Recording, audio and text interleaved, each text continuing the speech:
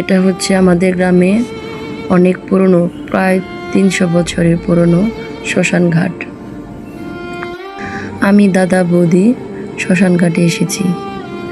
আগে তেমন আমরা শ্মশান ঘাটে যেতাম না, শ্মশান ঘাটে যেতে ভয় পেতাম, কিন্তু এখন আর ভয় লাগে না, এখন গেলে অনেক শান্তি লাগে।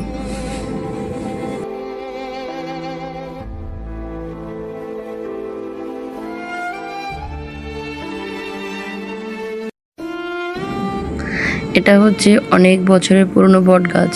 আমার জানা মতে এই বট গাছের বয়স কেউ বলতে পারেনি।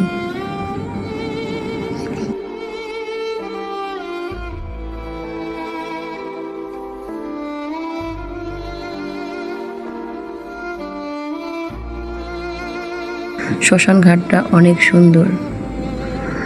এখানে আছে একটি কালী মন্দির আর সবার বসার জন্য একটা ঘর।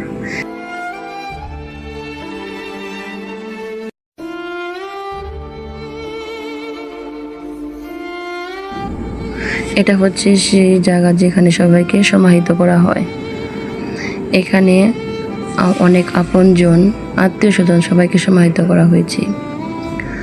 এখানে আমার মা সমতুল্য কাকিমা দুজনকে সমাহিত করা হয়েছে। তাদের শ্রদ্ধা জানাতেই আমরা এখানে প্রায়ই আসি।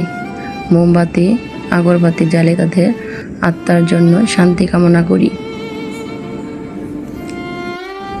জানি না কেন এখানে আসলে মনটা এত ভালো লাগে যে যেতে ইচ্ছে করে না। মনে হয় এখানে বুঝি আমার আপনজন আমাকে ডাকছে। মনে হয় এখানে আমার মা কাকিমা আমাকে ডাকছে। বেশ কিছুক্ষণ থাকার পর আমরা সেখান থেকে বের হয়ে আসলাম। মনটা খুব খারাপ লাগছিল, ভালো লাগছিল না। মনে হলো কে যেন পেছন থেকে আমাদের ডাকছে। তারপর মনটা খারাপ করে তিনজনে হাঁটা শুরু করলাম। একটু হাঁটার পর সামনেই ব্রিজ ছিল। ব্রিজের উপর দিয়ে হাঁটতে বেশ ভালো লাগছিল। তারপর একটু স্থির হয়ে দাঁড়ালাম, একটু নদীর দিকে তাকালাম।